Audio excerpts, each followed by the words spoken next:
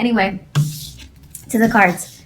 9 of Swords, 6 of Wands, Ace of Swords for the main story.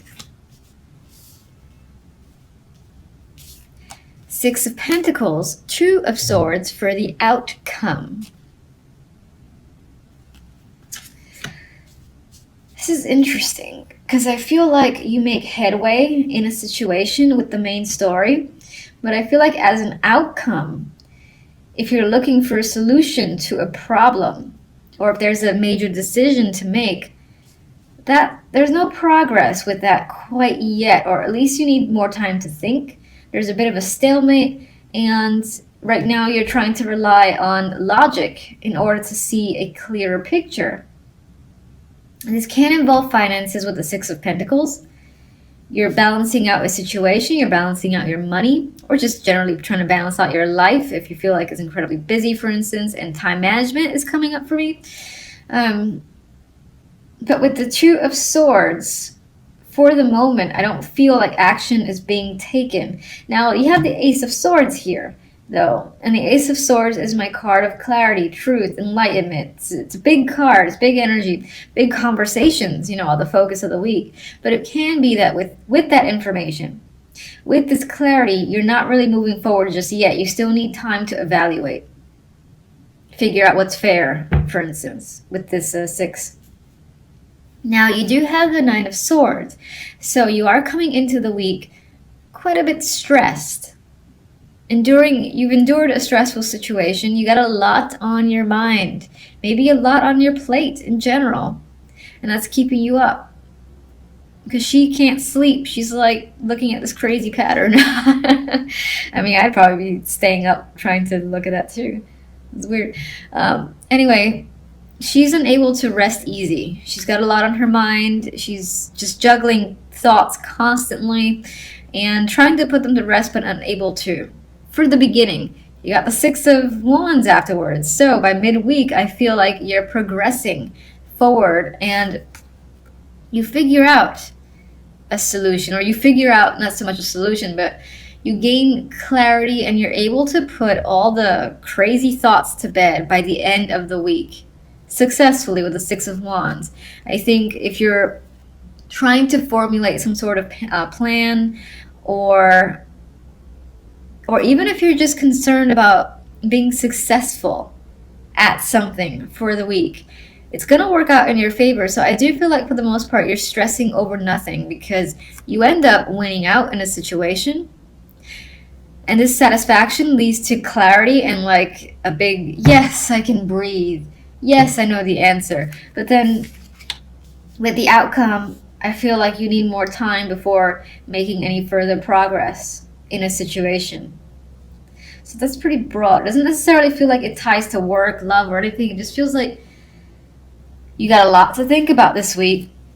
You might be hoping for success in a particular situation, be it love, work, otherwise. And I think that in those cases, you gain that success and recognition that you want. I mean, here you are a winner with the 6 of Wands. And that does come with communication. So it can be that, what am I saying? Actually, let me get a quick clarifier for the Ace of Swords. Oh. The Emperor. All right, there are 2 ways that I'm seeing that Emperor. Emperor is a very strong energy. He's dominant. It's in control. And I'm feeling strongly that this week you gain control. You have a power over words. And the way you communicate to other people is strong. It's just like you can project, you can say, it's like your words lead you to success. I guess that's what I'm trying to say. Because I feel like you're very commanding. You have a commanding presence this week.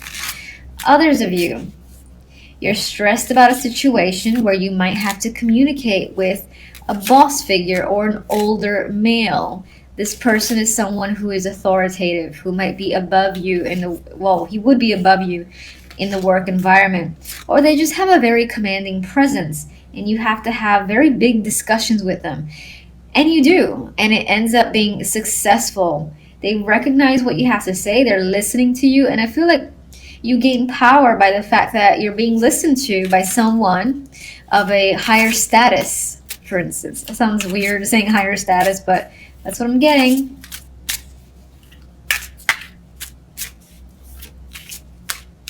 I guess someone who has power in a situation has a great deal of respect for what you have to bring to the table and is listening to your ideas and thoughts.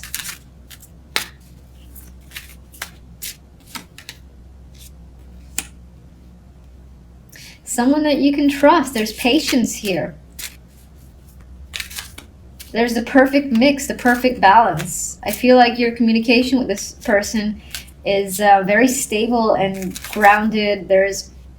This person is like a mediator in a way too. They're like willing to listen to you, whereas maybe you were in a situation where you had for instance, a boss that you couldn't say shit to them without them, being dramatic or causing problems. It didn't feel right to ever communicate. I feel like in this case, you might have a different boss now because of a restructure or because you're in a different job, and there's open communication and there's a sense of freedom with that. Do I see any for romance? For romance, it doesn't seem too sexy. It seems like it's negative, but it seems like if you were hoping to get your ideas across again, or have a big conversation, or communicate with a partner, at the beginning of the week, you're coming into it stressing like a crazy person.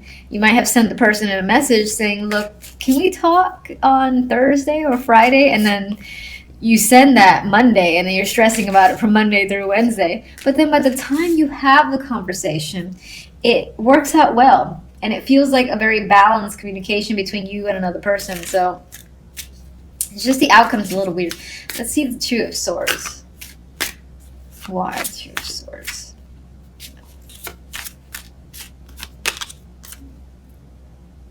Strength.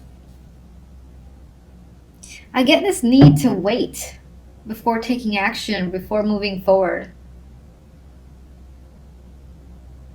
It's like you can't do anything this week about a situation. Not as a negative, but for some reason you have to withhold. And that might be not so much a problem for you, but you might be a little antsy about it. So you're kind of trying to say emotions don't go out of control. Just put those aside. Gather up your inner strength for the sake of just waiting another week before you can resolve a situation or before you can take action.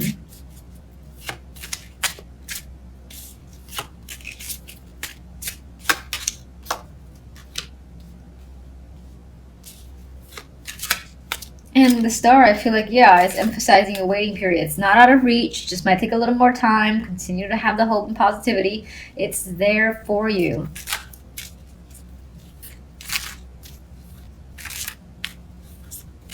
Alright, I keep shuffling. Actually, let me just do one more on the Nine of Swords, and I'll let you go. Alright, so I think with the Ace of Cups, your emotions at the beginning of the week are a little bit out of control. You might find yourself tearing up, or you just might find yourself, how do I describe that feeling? I guess it's just anxiety, but it's overwhelming anxiety to the point where you're shaking a little bit, or you're pacing back and forth, or, picking up things randomly. I have no idea. Why am I picking that up? Just because you're so in your head and anxious. I feel like it's a little bit out of control, as are your emotions for the beginning, but it's resolved by the end, so I wouldn't worry about it.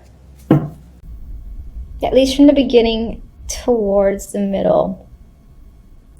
You've got the Queen of Wands here, and this can be someone that you're dealing with. This person can be someone that you've lost contact with, or a situation has ended. You cut them off, they cut you off.